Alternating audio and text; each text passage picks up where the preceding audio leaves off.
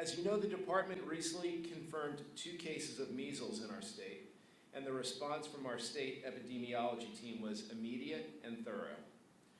They launched an in-depth investigation to identify potential exposures and notify healthcare and community contacts, which you'll recall from our last press conference together. Their work behind the scenes is tireless and vital, and I want to commend them for their commitment.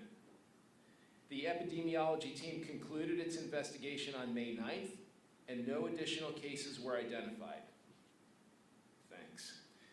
The department will continue to closely monitor the outbreaks throughout the United States, but we felt this was an excellent opportunity to share more about the public health investigation process that took place after, and we initially notified you all about that first case.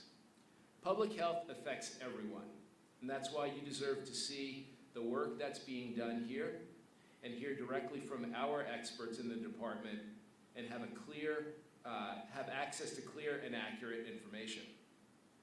We want to build trust through communication and through our action. Let's talk about whooping cough for a second, pertussis. While measles may be under control in Louisiana, whooping cough cases are on the rise. The state has seen 170 whooping cough cases this year alone. In comparison, total, there were 154 cases reported in Louisiana for the whole of 2024.